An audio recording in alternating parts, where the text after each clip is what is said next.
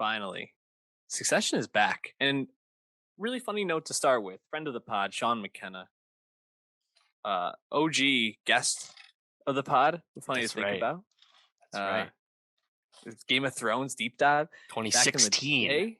Audio only, baby. uh, he texted me today. He said, "Hey, do you like Succession?" I said, "Yeah, I love Succession." And he's like, Sounds like you're not subscribed at youtube.com/nostalgiapod. Oh, he's definitely subscribed, but obviously just not watching our Succession breakouts, which if you want to go back and check those out. But he asked me, he's like, what season are they on? I said, oh, it's season 3, just started last night. He's like, I could have sworn it was like season 5. I feel like I've just been hearing about it so much for so long. Right. And I was like, well, the break of COVID last year and not being able to release season 3, getting having this extended I don't know, amplification, this extended hype for it has kind of made it exist in the consciousness, I think, a lot longer. And also, it's just a sensation, just the sort of thing where like Sean, who is obviously not watching the show, is just getting a lot of content about Succession because the show fucking rules, dude. It's probably the best show on HBO right now. It's saying a lot. Yeah, no, I would say it's the best show currently on TV. Mm. You know, I mean, I believe the last season 2, 2019, end of 2019, that didn't make my number one show of the year, but that was only because Fleabag season 2 and Watchmen also happened in 2019.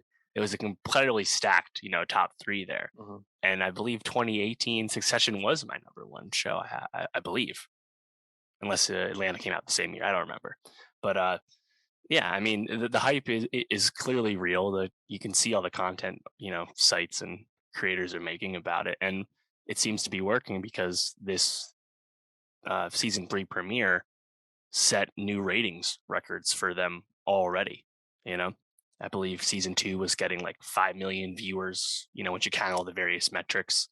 So I would like to see exactly how far season 3 can go, because it's not Succession has never been as popular as, say, like Big Little Lies or The Outsider or, The Undoing.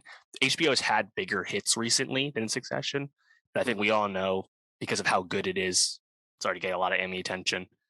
It should get there and become, one of their, if not their most popular show until, like House of the Dragon comes out.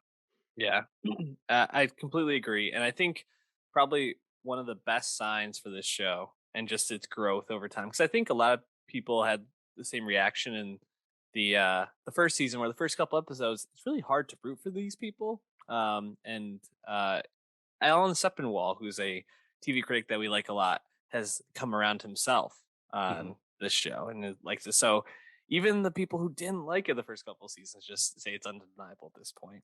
And season 3 kicked off last night, as we mentioned. Kendall versus Logan. Episode 1 titled Secession, which I thought was pretty clever. Dave, did you like the premiere of season 3? Oh, of course. Because that's the thing about Succession. The show only knows how to throw 99 miles an hour. There is no other speed. It's so good. And Jesse Armstrong, the creative force behind the show, he's just so in sync with what he wants from these characters, what he wants from these storylines. There's never any dead weight. And season 3 picks off immediately where season 2 ended, which is obviously a great choice, and the momentum is still there. But just in general, like, all these characters continue to act how you expect them to act. There's like never any like confusion or leaps of logic. And it's always just so riveting and so dramatic. And this just kept it going. Yeah, and this, just the setup and the storytelling at this point, with this season basically kicking off with, like I said, the Kendall versus Logan like duel, so to speak, where Kendall just exposed all of the sexual harassment and sexual assault cover-ups from the Royco company, Right. pinning it all on his dad, saying he knew everything that was going on. They paid people to cover it up, and now he's trying to make a play for whatever is next, whether he's trying to take over the company, see where things go. But having everybody else in the middle, Shiv seems to be teetering, and you see that throughout the episode. Which side is she going to fall on? Jerry gets named as the successor to Logan at the end of the episode, which I actually think is an interesting choice. And you know, Jerry, for as much as she's been a loyal soldier, does not seem the type of person that will just take that role lightly, and just be a puppet for Logan. So very interested to see how that plays out. Um, Obviously, you bring in all of the Kendall, like, just being a piece of shit. Like, his girlfriend comes into his ex-wife's house where he's like setting up his, like, I don't Yeah. know, His war battle room. ranks. Yeah. Ridiculous, just crazy stuff. But there's so much good stuff. Obviously, Kieran Culkin is Roman. I feel like he's a little shit the whole time, but like you see his like insecurities just come out. Yeah. Everybody is just on their A game right off the bat. Yeah. And the characterization goes so deep at this point too. Watching how Logan, you know, methodically determining who will and also who won't be Mhm. the interim CEO in his stead. You know, I mean, it just makes so much sense, right? But like you Yeah. said, that ruthlessness might have turned some people off in the beginning. You know, obviously it's well known that the Roy family is a stand-in for the Murdochs, and ATN is a stand-in for Fox. It's kind of you kind of have to not have a pulse, I think, to not understand that at this point.